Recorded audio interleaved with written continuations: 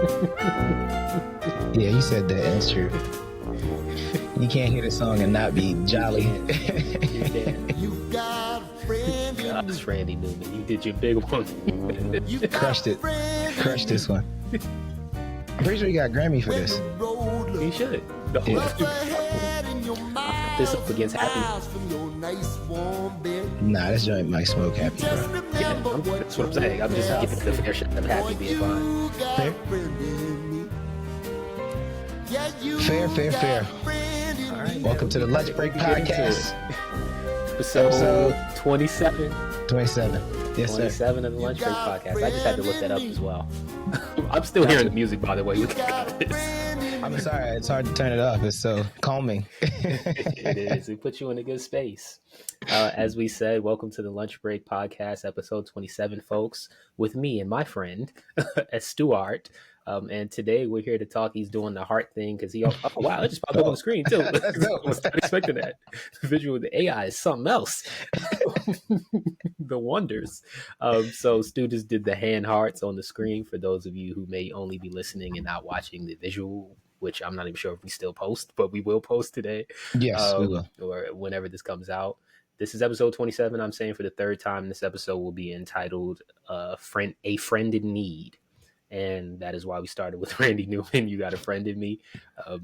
I don't know that we will be talking specifically about our needs in friendship, but really it's a time right now where a lot of people are hurting, a lot of people need their friends, and we've had plenty of instances in our own lives when we've had to show up for one another, show up for others. Stu is fantastic at showing up and being there for someone. And we just think it's an appropriate topic given the season and the psyche of many people during this time of the season. So we got a topic today. We'll That's get perfect into it. setup. Yeah, I think it's cool, man. We have some data, kind of the days of yore where we used to come in and talk about housing crises, excuse me, and black economics and all this stuff. And we come in reading facts and data. We got some data that really kicked us off here. And I sent Stu an article a couple weeks ago, and I was like, man, this is just really on my mind. This is a prevalent topic or a salient topic, and it's something that's really timely. And the article itself is from 2021. It was an article called The Male Friendship Recession. And it's speaking to like recession, basically, right? We know what that means in economic sense, but there was a study done or survey done in 1990 by Gallup, and Gallup surveyed a bunch of Americans. Sound real scientific saying a bunch. A bushel of Americans. Yeah, a whole gaggle of Americans, and they surveyed a statistically significant number of Americans, asking them how many friends they had. And let me get into the article real quick. So Those hard words to say back to back, by the way. Was that statistically significant? Yes. Yeah. She sells seashells by the seashore. Yep. So in the article, and this is a 2021 measurement in comparison to the 1990 measurement. That's important here. So this friendship recession is particularly bad for men. The percentage of men with at least 6 close friends fell by half since 1990, from 55% to 27%. The study also found the percentage of men without any close friends jumped from 3% to 15%, a 5-fold increase. Dang. I'd also add this. Yes, we'll get 3 key statistics here. So that's from 55% to 27% with respect to how many men say they have at least 6 close friends. So that's cut in half over a 30-year period. Then that second one was the amount of men without any close friends jumped from 3% to 15%, a 5-fold increase. And then the third thing here is not necessarily a statistic. Oh, yes, it is a statistic. So single men fare the worst. That's the insight. But the statistic itself is 1 in 5 American men who are unmarried and not in a romantic relationship report not having any close friends. And that's one we'll really need to talk about today because Wait, say that one more time. I got you. So Yeah. single men fare the worst. 1 in 5 American men who are unmarried and not in a romantic relationship report not having any close friends. Dang. Yeah, that's rough. And we've talked about our friends who are single and how it changes when you realize, like, there's a point when living as single, and this is not bashing single people. I'm not going to be like, you got to be married. Like, I'm not pushing that.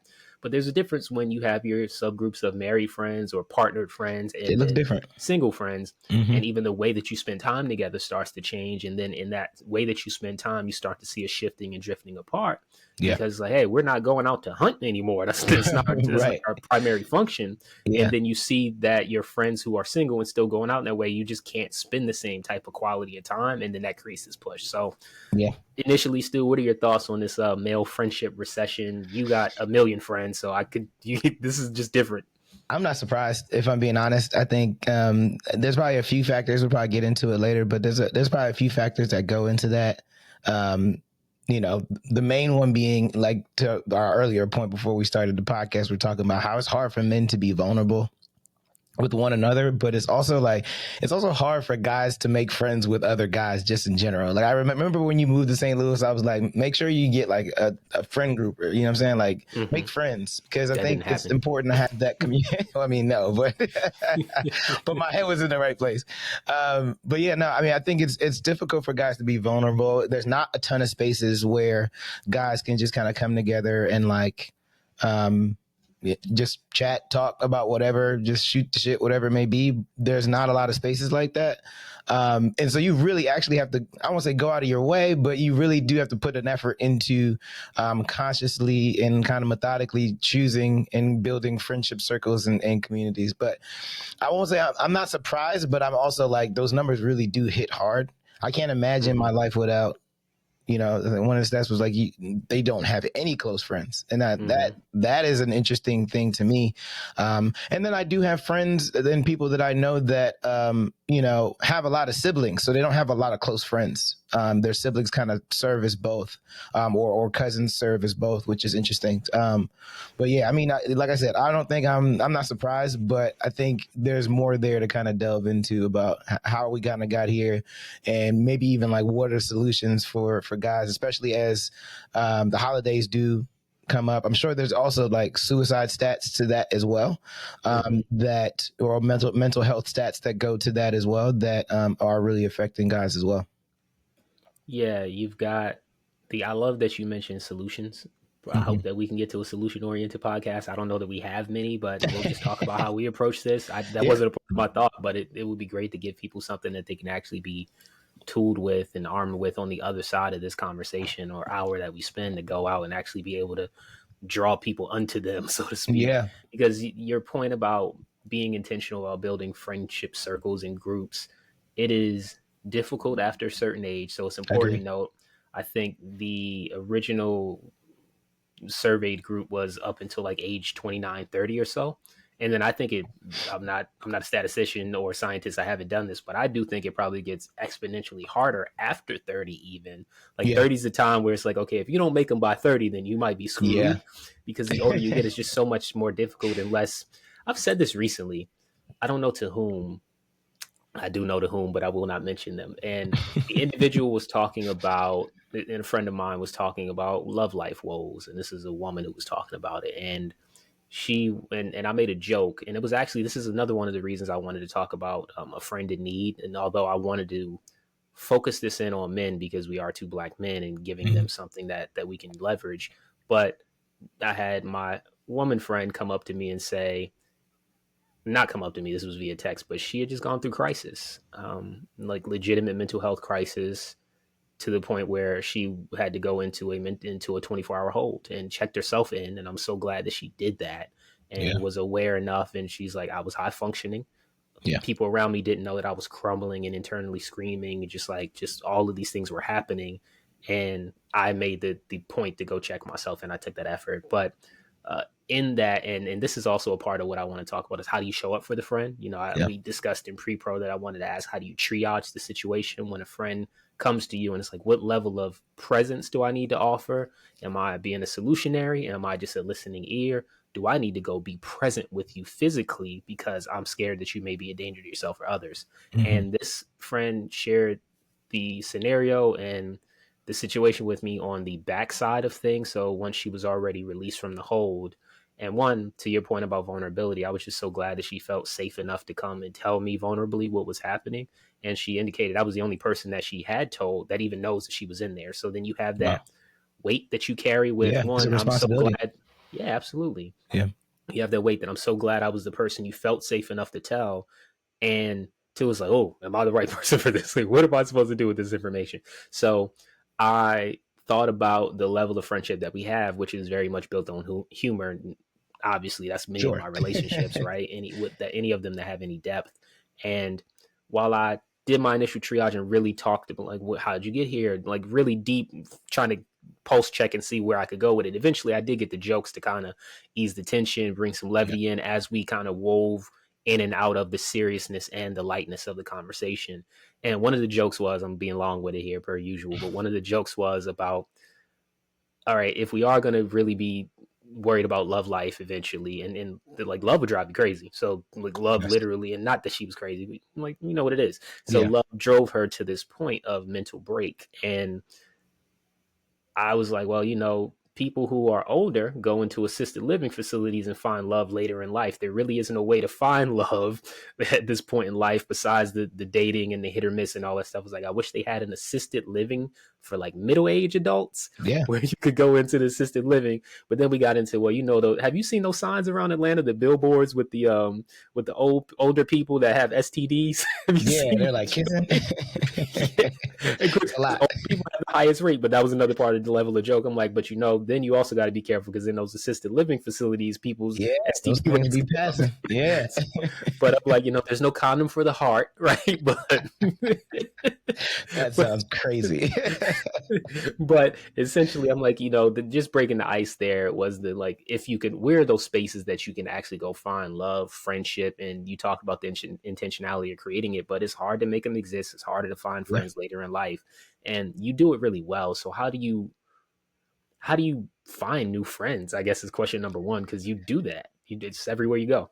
Sometimes they find you, man. Honestly, not to be like annoyingly philosophical or anything like that, but there's a ton of examples, like like Jawan, who is good friends with our friend group, and he went to Clark, and though we were close in proximity, and he's a little older than us, like I didn't know him in school, but as time went on, we started to hang out more and more, and even hung out, just me and him as well. So it's one of those things where sometimes it presents itself, and y'all have a similar school of thought on things, or you agree with a lot of either statements or music or whatever it may be. But my thing is always to be open to it. I think some folks are more guarded than others, and that can be as a result of any kind of life experience that could affect that or what have you. But I'm naturally open to being anyone's friend, really. I mean, I have no reason not to. And I would say those places, I mean, ours is kind of a cheat code. Like we went to school where we went to school. So a lot of those systems are kind of already built in. It's kind of the whole point of going to the school, really, is that you keep that network, and we see it at homecoming every single year. So I think those are, usually I would say just start with the things you care about. A great example, I love Chelsea soccer, and I go to soccer pub on Saturdays and Sundays whenever they're playing the match. And you just randomly meet friends. You meet people because you see each other all the time. Like when the games or the matches are happening, and you have that common thread of at least, okay, you guys love the same football team. So what else about you could I possibly like? You know what I mean? So, and then that goes from there to wherever else it may go. I met a guy named Gavin who just had his son when I met him last year, and we were bonding over that. Because at the time it was like, hey, I want a family plan and start to add to my family as well, and so he gave me a bunch of tips from that. So it usually snowballs. I don't think people should overthink it. It's usually having a conversation. There's usually a good vibe, and then it goes from there. So I'm struggling to be serious because I tried to think of what tips did he give you with family planning, but we're not going to go there. Oh well, that's another podcast. But, so let me ask you this. Stuart, are you an introvert or an extrovert? I am an extrovert.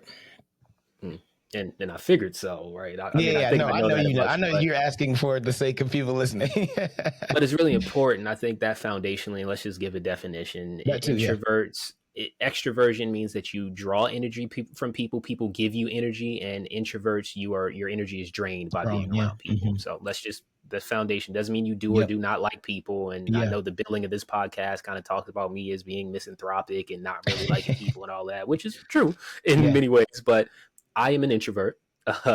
And that in and of itself has produced an interesting dichotomy and dynamic between Stu and I over the years. And I'll say I'm blessed to have had Stu to introduce me to so many people, because like-mindedness is one thing, but you have to put yourself in the spaces to find like-minded people. And as an introvert, I prefer to be by myself.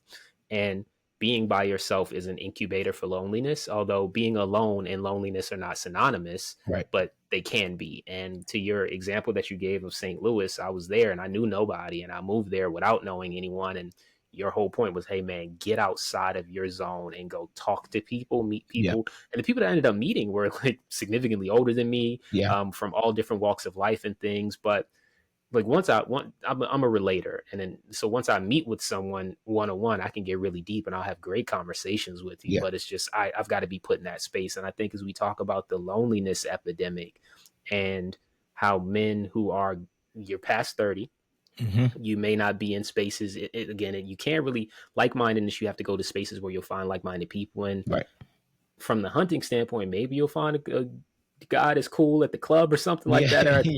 Or yours is very sports focused in the example you gave. So like if I'm in Dallas or any other city and I go to a Giants bar, sure. But outside of that, where would I go to meet people besides like, it just occurred to me. I think a lot of people try to be my friend, and I don't know what that's like when you start a friend, like how you start a friendship. Fair, but I mean it in a way like I'll go to a grocery store and somebody will compliment me and I don't know what I'm supposed to do with that compliment after I say thank you. Like was that always a little strange. Was that the moment? But I think that we really have to think about these spaces, and once you find the space, then there's a vulnerability. So it's one thing to be like, hey, I like you. I like you too, dude. But beyond that, it needs to be. We compliment each other really weird. Yeah, like that's usually the ends. Yo, them shoes are dope, man. Or those pants are fire. It's like, okay, you have a similar sense of style of something that I appreciate. Yeah. So that's a trigger, right? Yeah, I think you get a lot of compliments when we're actually out, though. I've noticed that. I mean, I'm not trying to be. No, I've been there with you. That's why. But the reality is, like, I get compliments all the time, and that might also be the issue, is because it's kind of perfunctory to me. Like, all right, thank you. One, I don't want to. I'm a gatekeeper. I'm gonna be honest. In many ways, I don't want to tell you where I got the thing. Who these are made by, where to get them. Yes. So like, it's odd to me to do that, and I'm like, well, and I am genuinely appreciative when I'm complimented, but I don't want to keep going, or I don't want to have to do things, but I got to search you to find something to reciprocate and repeat that. Like, I don't want to do all that. So, and I do not lack for friends. I think we needed to say that, like, and I'm very fortunate, and we'll eventually get to that space where I have friends and I do not lack. Although at times I say I don't, like, the richness of the in-depth of friendships is a different thing. And that close friends thing that they mentioned in the article, I think we should talk about. But all this to say, did it define that? It did not say it didn't, or I haven't read that part yet, but we can define it for ourselves. Stumble on it. No, it's just Kwanzaa. We reserve the right to define ourselves for ourselves. So we can get there. So when we talk about the vulnerability aspect specifically, though, and I think about, it's one thing to have a plethora of friends, a whole gaggle of them, as we said on the front end, but it's a different thing to say I have friends that I can bare my soul with, and I have friends that I feel safe enough to share my innermost thoughts. And sometimes you just need to get those thoughts outside of just bouncing it between you, God, maybe what I went to church this morning, what I'll call the enemy. Like, you may have all of these things, but you've got to get them outside of your head. And do you have enough of those safe spaces? And Black men, from the environments from which we hail, are not often taught the language to express their feelings. So you've got to identify the feeling, then you've got to feel safe. You've got to know how to express it, and then feel safe enough to express it. And then once that feeling's out there, it's like, yo, you gonna pick it up for me, bro? Like, what do you say to it? Like, it's here. We got to do something with this feeling now. It's in the air. Yeah. So how has that been for you when it comes to being vulnerable with another man and actually saying, I am dealing with X, and I want to share it with you. And now, balls in your court, bro. What we gonna do? Yeah. I think some of the nuance comes from who you like, from where you, I won't say classify, but every friend you have has certain attributes that they're either gifted with or good at or what have you. Like, you're a very thoughtful brother. So I often find it's easier to talk to you about that stuff, mainly because, I mean, we've been through so much at this point. It's like, who else would I talk to about it? But like in a close friend circle, everybody pulls their weight in that regard. But there's something that we do where we're like, hey, like, do you have room for this right now? Like, because I think that's the case. Because, say that again. It's emotional capacity. Like, we check in with each other. Yeah, no doubt. I mean, I think that the heart is always willing to help, a friend out, but you're also dealing with what you're dealing with in life as well, and might not have the space to do that. And I'd much rather have that confirmation than assume that you can take it on and then be disappointed at the result, which, I don't necessarily think is fair. So I think context in that regard does, mean quite a bit, but fortunately I'm not lacking, those people either. And I often feel like whenever there is something that I do need to share, it's met with open ears. I will also say that there are certain things that that I think people need to take to therapy. Like that's an important thing. Like that in tandem, right? I think that needs to be brought up too. Just making sure that you're taking the things that you need to take to your therapist, like a licensed professional. And obviously you want to give your friend context and talk to them about what you've been through. I'm more like your friend, where it's like, I'll probably talk about it on the back end in a lot of instances, depending on who I'm talking to, or which friend I'm talking to. And then also it changes when you're married and you have, your companion that's there every day for whatever those challenges may be too. About that. Yeah. For sure. Yeah. So it's your partner first. Yeah. I always feel like, it's hard the first time when you're sharing with a friend. You don't know how it's going to land, but once you get into the habit of doing that, I think you get better result each time, because I think everybody needs practice, right? You need the reps to be able to show up for people. You need to be there for those moments, right? Those moments will show up, and you'll know when it's time to be like, okay, look, I can really step into this, or right now I can't. It doesn't mean I don't care about you. It just means that I'm dealing with some stuff on my plate currently as well. So it's not an easy thing to do, though. I will say that. I mean, I think for me, I naturally talk too much. So for me, it does come natural. And the worst you could say is, oh, okay, that's interesting. And then move on. That pause was because I was muting to belch. Yeah, I picked up on that. So, as you drink more carbonated fluids on your side. Yep. So, yes to everything you just said. And moving a little bit away from the, like, yes, you talk more. And what triggered me in in what you were just saying was a thought about how I'm the HR friend. And everyone has a role. And like you talked about coming to me because I'm thoughtful, and obviously because of the depth of experience we have as friends over umpteen years. Yeah, we almost at 20, man. We almost at 20. I know. Almost at 20. Yeah, it's crazy. Next year.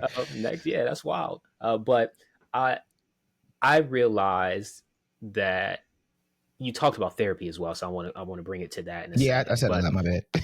No, it's totally fine. All those things were great points. We'll get there. I remember everything you said. So I am the HR friend, and I think my friends come to me. One, yes, I'm thoughtful. So there's that. And I just turned 37 yesterday, so I'm thinking about crystallized intelligence a lot, and this wisdom that I've gained throughout the years. And I think people just started the pod with that. Happy birthday, man. That's my bad. It's fine. No, it's totally fine. We didn't need to. We'll get there eventually. So I'll say this on the birthday note: all that I want for my birthday is to be affirmed. Yeah. I do not want another material thing. You see my background. I buy everything that I want for myself. I'm there too. Things. I don't need anything. Yeah, I don't need things. I just need affirmation. And maybe affirmation is not the right term, but what I need is for people to tell me how I show up for them and how they see me.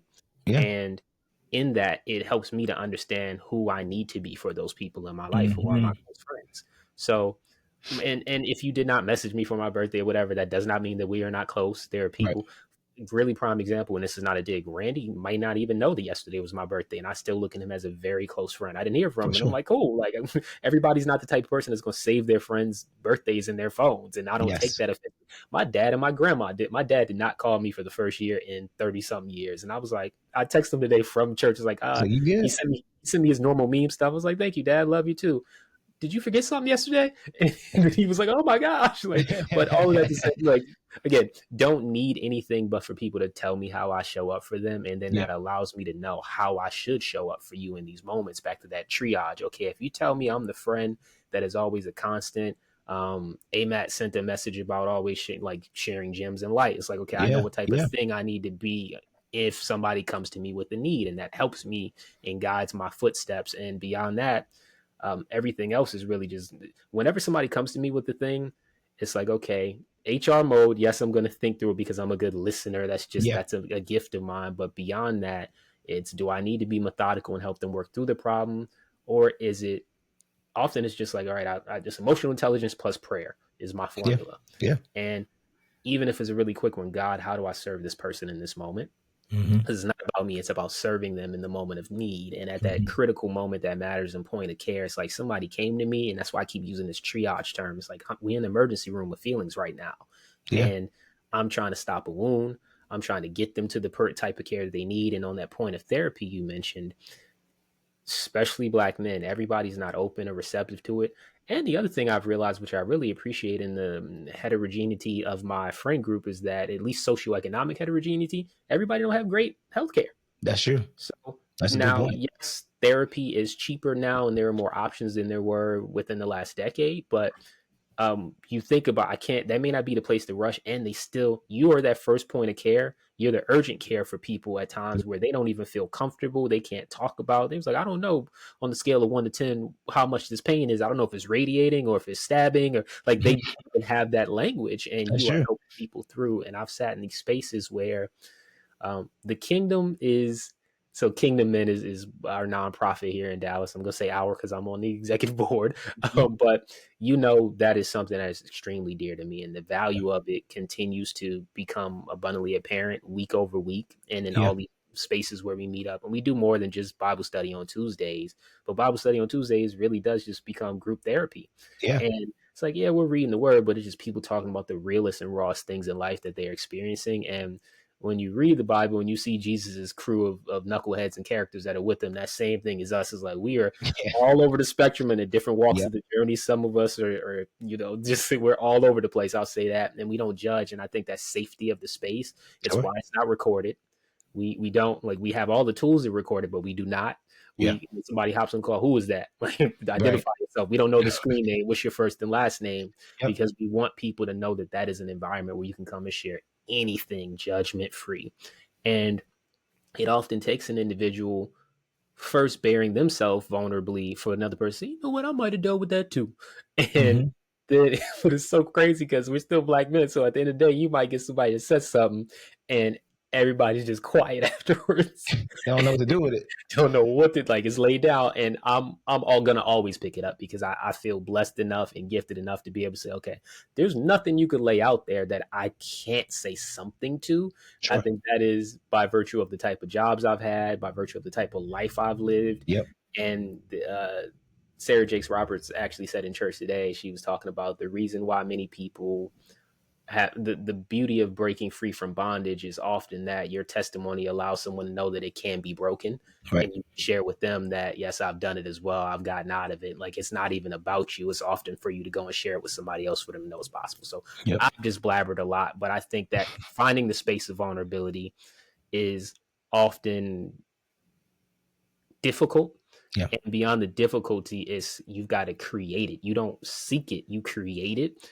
And Mhm. people have to know that it's there. Even in your Jawan conversation, like, I know some of the things y'all have talked about, and I've even learned some of the things, but it's like, I'd imagine Jawan has given me the social capital based on you. Like, well, if this is Stu's homeboy, I Right. could feel comfortable telling him, because I'd imagine they had, and he's listened to the pod and stuff too, but it's like, I'd Yeah. imagine that they Yeah. could have the same type of conversation with me. So my bad. Yeah.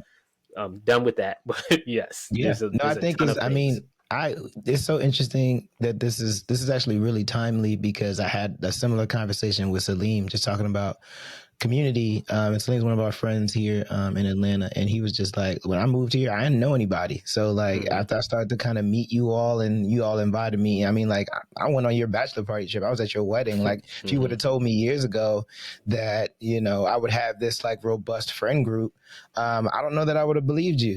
He's one that I would say is more likely because of his life experience or the life that he lived, that he's more to himself in that regard, right? And Hmm. being able to have those safe spaces to share and to be open and vulnerable and protective and all of those different things, it's nice to see. I mean, I know it's difficult.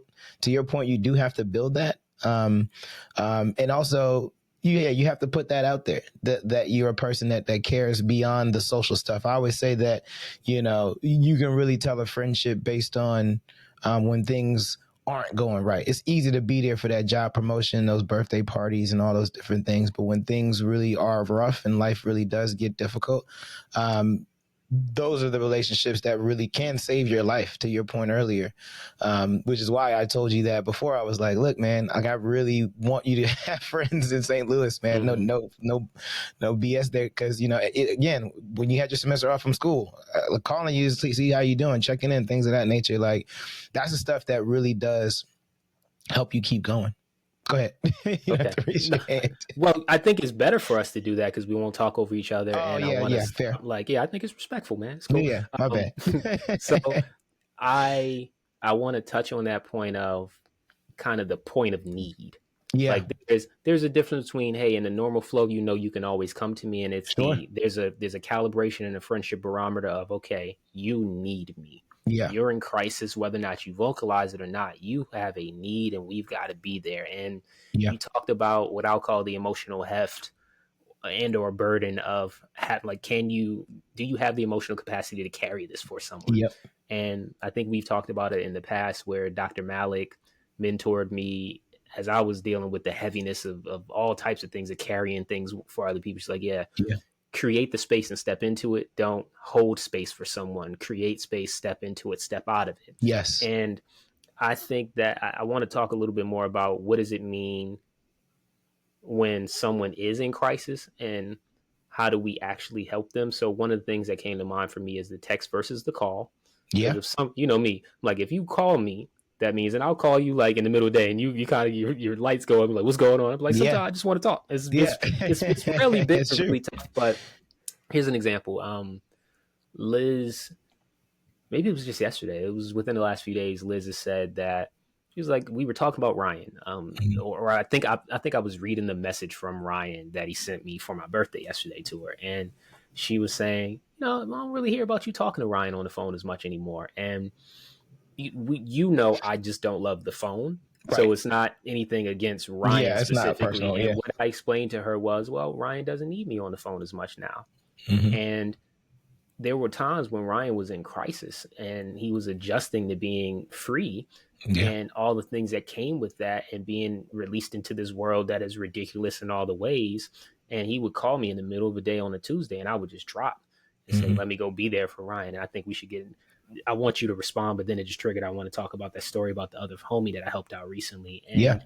And um, I was explaining like, hey, friends, he's not having those crisis moments where he even needs to call me. But what is that like when a friend calls you, or when you realize I need to call my friend because they're not them right now. They need Yeah. something from me. Yeah. I mean, I think it's when you've been friends for a long time, you can tell those signals when things just seem a little bit off. And the ideal state is you're checking in regularly, so you are able to kind of see those signals. But obviously, life be life, and so you just you kind of roll with the punches there on that. But you usually know it. It's usually that kind of gut feeling where you sense something is off, and the call is just like, hey, just checking in, man, see how you feeling, because this feels a little off, or I feel like something might be a little off, and I kind of need that confirmation from you that you're good, or if not, then what's going on. Do you have um friends who are silent sufferers? I think a lot of black men are just silent sufferers in general, man. Like, I mean, period. I can't even, I mean, I don't know that I'd be able to be good at calling it out or even seeing those signals because they are silent sufferers. But that's kind of my point of having that regular cadence of check-in, because if you don't, you would never know. That's a good thing. That's back to the solutions. That's a really good tactical one. Yeah, where it's like, I mean, I haven't heard from so and so in a while. I haven't heard your voice in a little while. Let me give a person a call and see how you doing. I've heard you say that to me so many times. Just haven't heard your voice in a while, man. Yeah, just want to check out you, see how you doing, man. That's I called Mike just the other day to do the same thing, just to ask him about the house and all that. So yeah, I mean that's I don't know, that selfishly it puts me at ease to know that y'all are good. You know what I mean? You know, there's a guy that I've never met. I'm not even certain how, like, never physically or personally met. And there's several people who I can actually say I've become very close with digitally and have not ever met in person. But I think a lot of that is because I bear myself vulnerably on the internet in ways that makes people feel very close and can identify with what I'm experiencing. But no doubt. Dude has been messaging me because a lot of people don't know that I've been I'm on month 2 of a hiatus from social media. Yeah. And that's always interesting when you realize how many people really have a pulse on you. Yeah. Based on like, oh, you were gone. Not even I noticed that you were gone, but I didn't know why. Or maybe you just weren't looking at my stories or whatever. But this guy has been checking on me and I'm like, okay, it's clear that you don't know me. So I haven't told you and I didn't announce that I was leaving. But it's clear you realize a change in my behavior and you reached out to know if I was good. And he knew that I, going through stuff at work, all the layoffs and all of those things. And I pay attention to people who have that emotional sensitivity and intelligence to reach out to folks, to your point, because it's not always, as much as you want every human to be developed enough and evolved enough to say, I have a need, I'm reaching out to you. That other way of the welfare checks and if you keep the constancy of contact, then it doesn't make it feel out of the ordinary to make that check, to your point. But there's a lot of people, I think when I asked about the silent sufferers, you have so many people that will not let you know, may not be taking the call, won't show that it's happening differently because they're highly functioning. And there's a different level of how do you be there for it? I don't even know how to explain this because oftentimes for me, it's just like sometimes prayer is all you can do for somebody. Yeah. And sometimes people prayers count. Absolutely. Always. Most of the prayer I do is intercessory prayer. I don't pray for myself much, which in and of itself is a blessing because I just don't need things. Godliness with contentment is great gain. And I'm so content that I don't need anything from God because God constantly provides. So it's like, I'm not there where I'm asking for things, but I ask on behalf of other people often. And it is more so emotional than like material things, of course. And there's so many people that have been on that deep prayer list of like, this person is not ready to go there with me yet. And I don't know how I can serve this person, but I know they have a need. And I need you to meet that need, God, or push me in the direction of how I can appropriately meet the need without making them feel uncomfortable. Because like there's often you get that compulsion in your spirit, especially being an emotionally intelligent person and seeing so many different humans go through so many things. You get like, okay, how you need me. And it's not in a way of arrogance. It's like, you need something that I can offer you and I need to push you into this position because or else you might fall somewhere else. And that's been, bro out in Cali recently has been dealing with some things. And I'm just like, do I pull up on you? Like, what is the way to, and like that really puts it in, what's the best way to serve this person? Because I'm realizing they're talking differently. Yeah. You try not to make it about you. You try to show up without being too aggressive or too loud or any of those things. I mean, because quite honestly, it's hard for Black men to just ask for things, simple things. Can you do nothing for me? Exactly. And that's a common trope within, our community where it's, I got it out the mud or, I'm self-made, like all these different things, like, which, sure, I guess it sounds nice. But as you get older, you realize everybody needs somebody and everybody needs something from people in general. That's just life.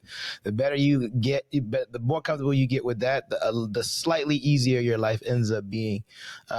Small things like references or, can you refer me for a job or whatever it may be. I mean, I just feel like because of that, I mean, you actually triggered that point with the silent suffering, man. it's tough to show up. It's tough to show up when you're not 100% sure what the issue is.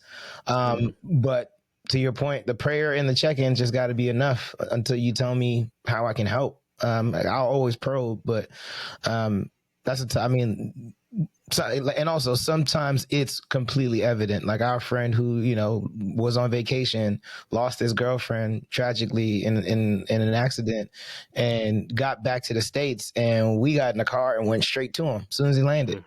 And in those instances, you know, a fire alarm goes off in your mind, and you're just like, okay, I don't know what that looks like, and that was probably a more aggressive thing. We just didn't want him to be alone. Yeah, and he signaled it. That's the thing that I think. He did. Didn't tell us like he didn't flash a Zan signal or a Stu signal, but he was talking differently on Facebook. This is many years ago now, and speaking around about the loss. We didn't know who was lost. Right. We didn't know who would like. We just like, hey, let us know where you are. Let's go be present with you. Yep. And actually, like this is actually holiday time too. Holiday time, Christmas time, New Year's time. Yeah, ended up being one of the better holiday times spent born out of tragedy, unfortunately. But like incredible moment. But that's the thing, man. I think about there's a lot of your friends will sometimes. We keep saying your friends, right? But there are people who you have to be there for that are not your friends. To the point, there's so many men that do not think they have close friends. Right, it's true. And there are many ways that I've had a guy reach out to me quite regularly who I can tell needs something, but doesn't know how to say they need something. And we may be at different versions of how close we think we are to one another. That's another thing. That's an issue for me. A lot of people think we are closer than, and it makes me wonder, in a positive dynamic, how have I shown up or presented myself to them that makes them think that we're closer? That must mean that they don't even have people like this in their life. That just shows you like how much people need that. And it could be, it's always the smallest thing that people hold on to, that you'd be surprised, you know, just holding the door open, or that compliment, or that whatever it may be, that people are like, oh, that person's a really cool person, you know, that I can see me being a friend to that person. And then you show up for them, and it's like, now we locked into this. Like I didn't even yeah. Like now you're on the roster of people, or I'm in this with you. And our boy spent the night at the crib and was just like, yo, Stu, thank you so much for letting me stay here. I was like, I didn't think it was that big a deal, but I mean, we bros now, so it is what it is. And it's that easy often, like becoming a bro, and that's people. I'd like to believe at their core, and this is where you get into legitimately the billing of the podcast. When we created it, I said I'm a misanthropic altruist. I believe that people at their core really want to help other people. I agree with that. Like, I believe humans see humanity in others, and it's like, wow, I can identify with it and I want to help. But so many of us don't know what to say, and it's not monetary. Like we think it's going to be a drain on our resources in ways that it never is. It's just time. Rarely. Yeah. And so like that example of the I'm going to call him the homie, who reaches out, and I'm like, man, I don't want to have to be this for you, but you need it. And it's clear that you don't have anyone else. And a lot of times you got to recognize, because there are people that will bring things to you. It's like, well, what makes you think I'm the friend that you should be sharing this with? That's to my earlier point. What level of closeness did I indicate that made we're locked in it, but you realize it's absent? Like you reduce yourself and say you don't have it, and I have the ability to serve this need, but it's just like, then there's some other things. Like I've got a friend that reached out to me last week. He was like, hey man, can you drive me to the airport? I was like, we don't live anywhere near one another. I was like I had to get really tactical with him. I was like, drive to the airport and park there. They got a parking lot there. I was like, you got to Google it. Or I'm like, hey, go to one of the other, and this is within our broader kingdom and group. I'm like, go to one of the kings that don't have to pay premium gas and maybe live a little closer to you. Like that's so specific. Let's get a little different with this, because like this is, and gas is really cheap here. But but to be fair, you know, what I'm reminded of right now is when he messaged me, he said, hey Zan, I think it was, hey brother Zan, do you got a moment? And I said, it depends on what you need. I wasn't trying to be a jerk about it. I really meant that though. It's like, hey, there's something, I'm not going to give you the blank check. There's some things that I can do right now. It was the middle of my work day. And then there are other times when I'll drop everything. So a couple of weeks ago, I cleared my schedule to go help somebody. We have prayer calls every Friday. And I know I'm going heavy on the God, but like that is who I am. I'm transformed. I am a different being. You know, I'm one Yeah. year into my lock journey next week. Like Yeah. I really am a different human at 37, and I love God and I love this community that I've built centered around faith. Hmm. So we have a prayer call every Friday. Dude, most vulnerable space ever. Like we don't like it starts off where you're supposed to be requesting things prayer wise, like the old school prayer line you hear about with old ladies, Yeah. but it's like no, then it's just because look, this is what I'm dealing with. So Right. Right. and there was a homie who was dealing with something very specific that was he does not have a vehicle right now Hmm. and wasn't expecting to not have a vehicle and all of a sudden didn't have a vehicle and it's impacting his ability to be a good co-parent or be a Hmm. present co-parent. And I am not a parent in the sense that I wish I was, but I recognize how important presence is with your child, and I know Yes. how important presence is for him. Yeah. You of all And people would know that for sure, just based yeah, on your life experience. Yeah. and I'm like, okay, and the first thought was, well, I text him because I was like, I'm going to pray for you, because I actually ended up being the person with the prayer that day. Like we rotated around. I didn't expect to be the person to pray, but I realized in that prayer, and there were probably like 9 guys, so you're trying to remember everything everybody said and Hmm. cover Hmm. everyone. And I said, hey man, I shot him a text afterwards. I'm gonna pray for you very specifically. Like I may not have got to everything I needed to in that moment, but Sure. I'm trust and believe I got you covered. And then compelled to say, I can actually fix this in some way. And Yeah. I had the Ultima outside the house for like 2 years unmoved. So Yeah. we went and made that happen for him. And like, I'm like, hey, it ain't perfect, right? But I got a car that's here. Let's do whatever we could do to get you up and moving. And it's those Mhm. ideas of he would have never asked anybody like, No. hey, Can I I'm borrow dealing your with this. second car? Yeah, like, and you don't know to ask. It's just Yeah. like I'm dealing with this, and I think that I went too deep into this example, but my whole thing was the need was there. I could help mitigate the need, and I Yeah. cleared my like I had a mentoring conversation. I would hit my mentee like, "Hey, can we not do this today and move it to Tuesday? Because like I have a friend in need." Yeah. And I love that I've evolved to that person because I may not have always been that, but it's like that's the thing that people don't have enough of is those friends who will say, look, I can help you and I'll drop things to go and help you because you have a need and I don't want this to be harder on you than it needs Yeah. to be. Yeah. And in those examples, when we talk about this holiday coming up or the season that we're already in, because Thanksgiving, like it's Yeah. already been kicked off, Yeah. but you have so many people that are writhing in pain because they have emptier tables than they had the year before. Yeah. And they have strained relationships with parents and family members and don't want to, like they just talked about this on Abbott the other day. Oh yeah. Yeah. Yeah. That's true. Everyone That's wasn't true. close to their family. Yeah, it's Yeah. just like you have that and people don't know how to communicate it. And Yeah. I think there's the check-ins are fantastic, like you mentioned. Oh, the other thing is old people, man. Yeah. They need it more than we need it. Yeah. I've been understanding that a lot more lately. Is like they've lived they've lived decades and decades and seen all of their friends leave over Yeah. time, right? Yeah. And they're like, hey, just calling them, even if it's 5 minutes, means Yeah. so much. Yeah.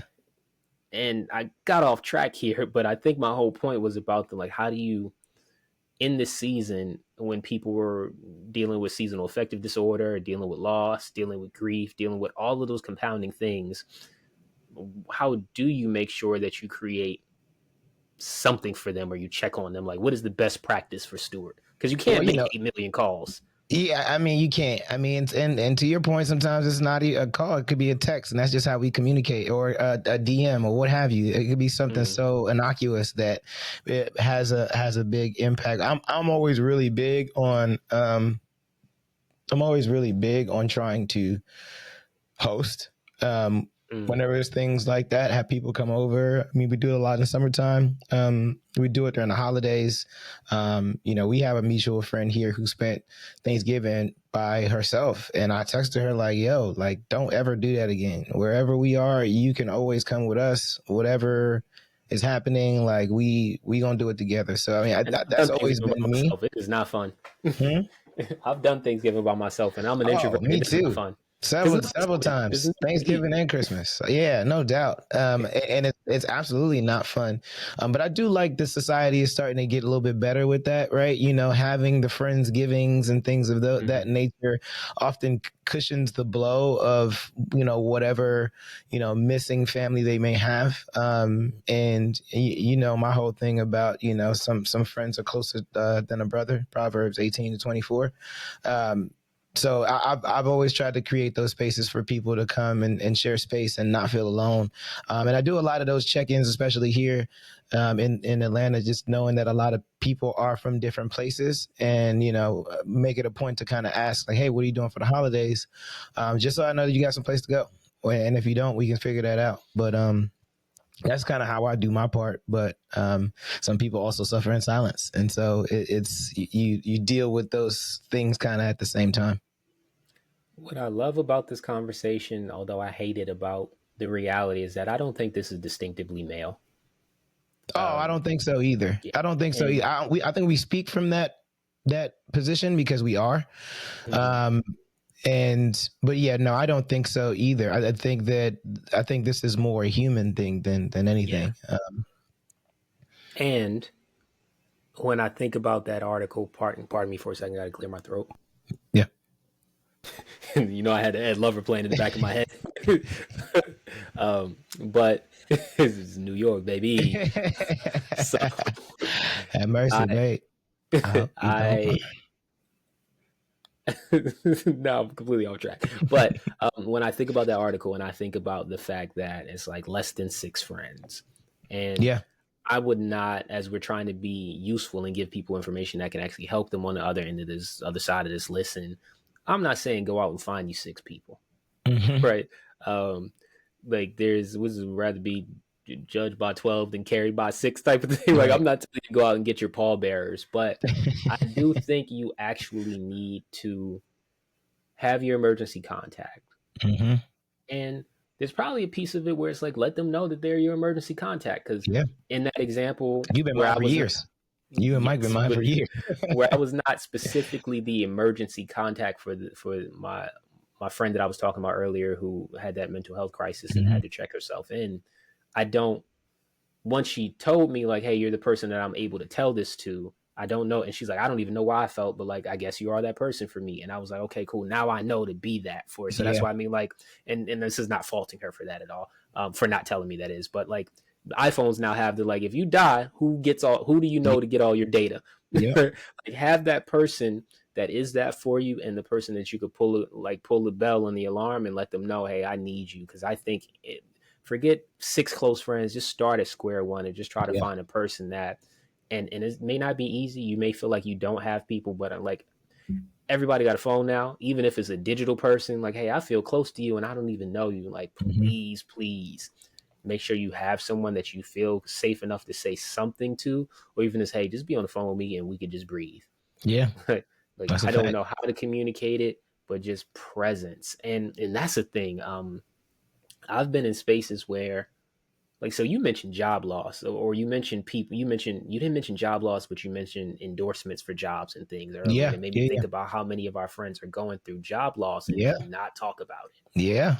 And that's where this podcast, I didn't talk about it when I lost mine. I just, you know, I mean, to you, obviously, but to the world, it was frustrating. I mean, you know, we underestimate how much of our identity is associated to the work that we do. And when that's real loss. Like when that happens. Especially as men. That's the thing that is yeah, very and it was during the holiday. It was 2 weeks before Thanksgiving. You know what I mean? It's tough. It really is hard. And there are a lot of people experiencing that right now. Oh yeah.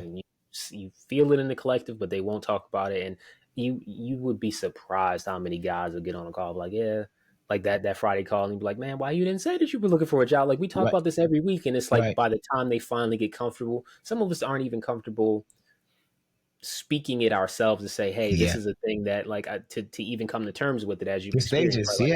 Acceptance. So, no doubt. So there are so many people that experience that. And what I've seen is, I remember being there for touch anything but mine. So just, this is an inside joke, folks. You don't have to, but that's who it was. And that person lost their job. And I remember pulling up to the crib, and I was very tactical. Like, hey, I'm here to let's get on the Let's get resume. the Like, I will resume. help Yep. you change some words around. Let's make this quantified. Let's do Yep. this. And when I got there, I realized this person was sitting in the den of depression. Windows not open, just kind of like house a mess. And it's like when you walk into someone's depression and you experience that air, you recognize, hey, the thing that I thought I was going to serve you and offer Yeah. is not what you need right now. Yeah. And that happens when you lose a job. And that's just the thing. Like, it's so prevalent in my mind of like, you've got to, the FaceTime, and this maybe we'll close out on FaceTimes because we're almost at time here. Like, that's a key measure right now, rather than calling is one thing, and a lot of people can throw you with voice or act like they're okay. You've got to be really perceptive to understand that. But then you have people who you got to lay eyes on. Yeah. And we have the technology to do so. Cause like just be like, show me your space. Like, what's it look like in there? Show me the new crib, like anything like that, because it allows you to really see how they're living and how their stresses are manifesting in a different way. And I think that's really, really key. Cause like I've said, let me lay digital eyes on you to really know if you're okay, because you got people that are so much more close to the edge than you possibly could have imagined. And it might feel like a burden to be that, but it's a blessing to be able to be there for somebody that's in need. Yeah. So FaceTimes. How did FaceTime affect you in your small space during the pandemic? Man. What that was a time where I would imagine that a lot of this was prevalent as well. And being isolated and having to be at home for the various cities that everybody was living in. We had a FaceTime call every Saturday at like noon. And we would just check in, lay digital eyes on one another, make sure everybody's cool. What you got planned for the weekend? What's the meal for the night? What's that gonna look like? That's a fan favorite of Zan's. It was something so small, man. It was something so small. Sometimes we'd have it, sometimes we'd push it. Sometimes we'd only be on there for like 15. We didn't have it. You said what? I would be pissed when we did not have it. Yeah, we needed it. It was an outlet. It was the space that we created for us to make sure that we could checking in, but also bring light to the situation and really just discuss the things that were going on with us. So yeah, those pandemic FaceTimes saved my life. I'll tell you that right now. At the time, I was in a relationship that was not serving me, and to be able to have those check-ins with my brothers, man, really, really, really helped me keep my sanity and also just kind of keep my sense of identity as well.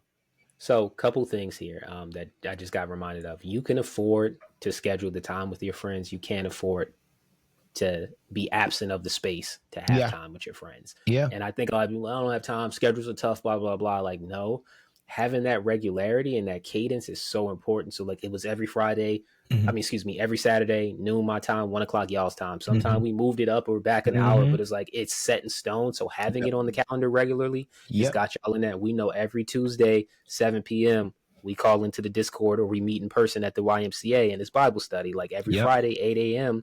And you may not always tap in, but knowing that you have that space to tap in is so critical. Yeah. And beyond that, it's this. I actually lost my thought. That was a pregnant pause of me just trying to gather my thought. I'm vulnerable, y'all. I told you. But no, I think it's the space is one thing to have it set in stone. And without that space, it's like, how do you go and just like a lot of people aren't going to sit and detail it out and say, hey, every Tuesday we're going to get on this call or every such and such time. But it's like, you've got to have something where it's like, what's our regular tap in point? Yeah. Like, I just think that's so critical to have that as something for somebody to say, hey, this is the place where we come to lay it down. Yeah. I mean, that's self-care in and of itself, man. And I mean, I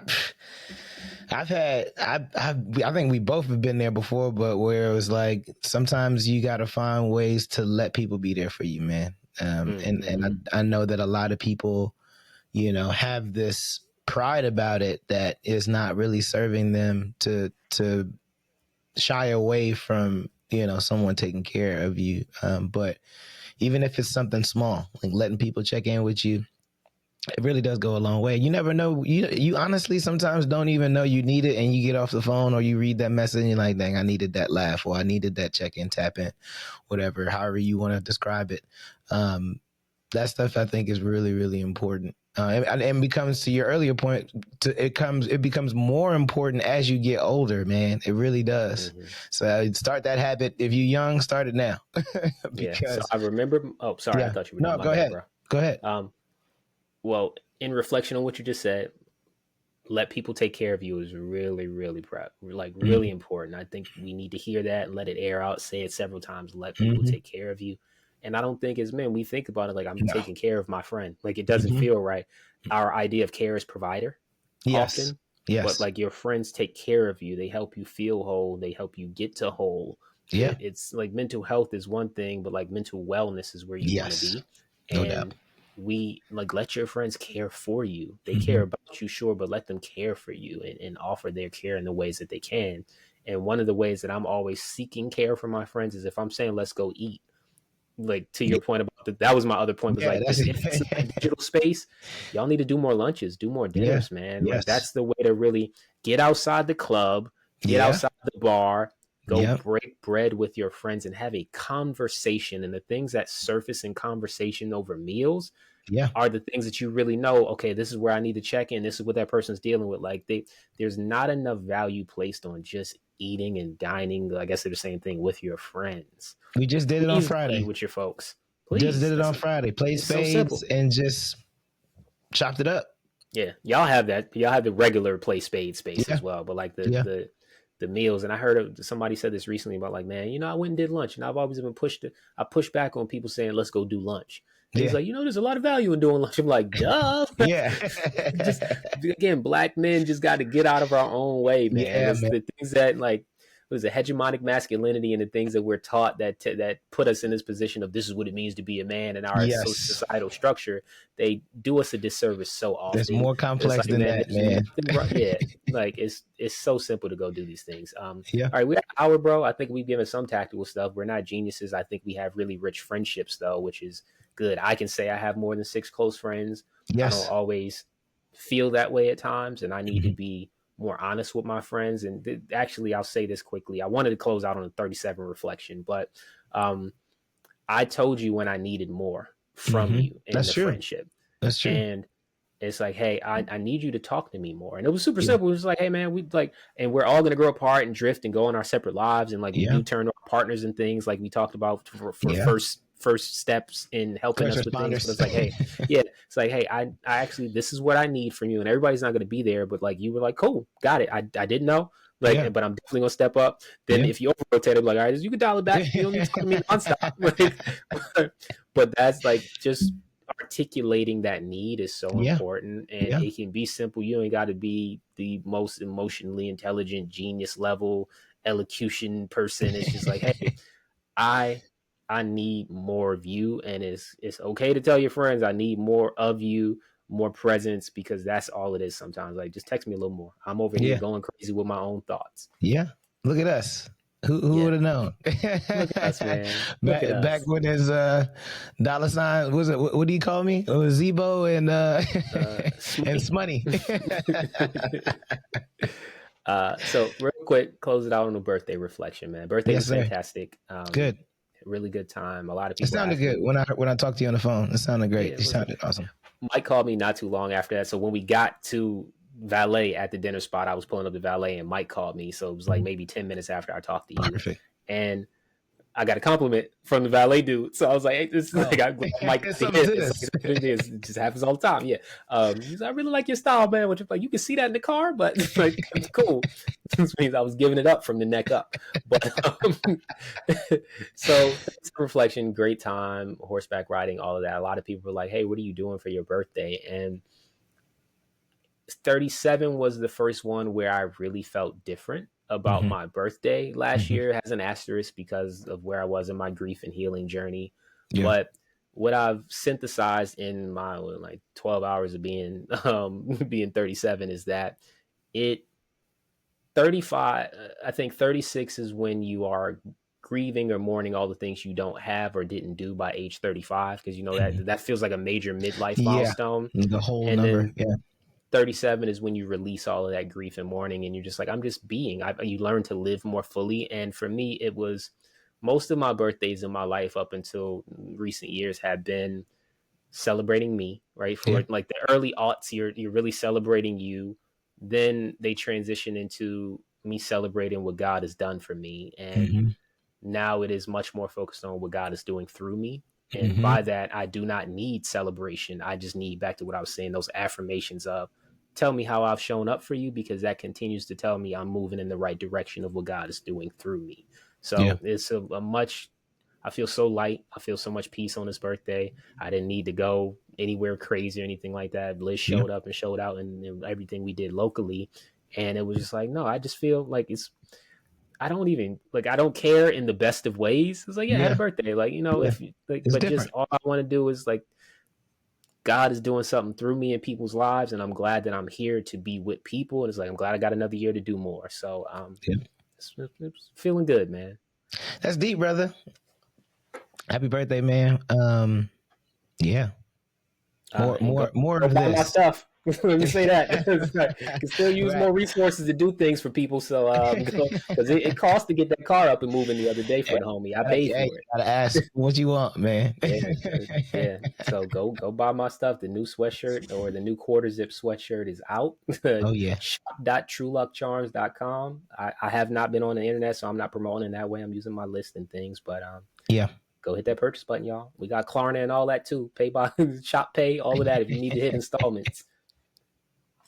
All right, bro. What you gotta respect that, man?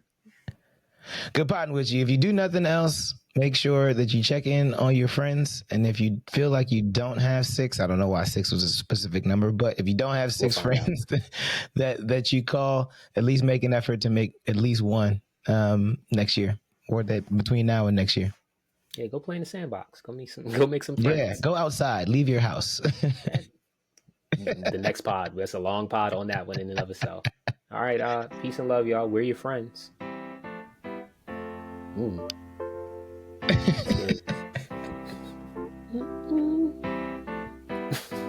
Soulful. Mr. Sims. I couldn't thinking about lean on me. How many friends you think Morgan Freeman got? He's been around a long time. But see, some of his close friends are probably gone. That's sometimes true. in our life. You really need to listen to this song, though, the words. Yeah. Like, go look at the genius on this. You might find something on genius.com about this song. This also has a song about his woman cheating that's actually really fire, and nobody would ever. This is grandma's hands and lean on me. Yep. What is he to you? It's like that. Oh, he was going through it, bro. Grandma's hands is a classic, though. That's a hard one. That's a hard listen. That's a hard listen. Oh yeah. Oh yeah. This will be secular music in 2 months either, but I'm gonna go on this journey soon. Yeah, take your time. You ain't missing anything. I'm consecrating. All right, bro.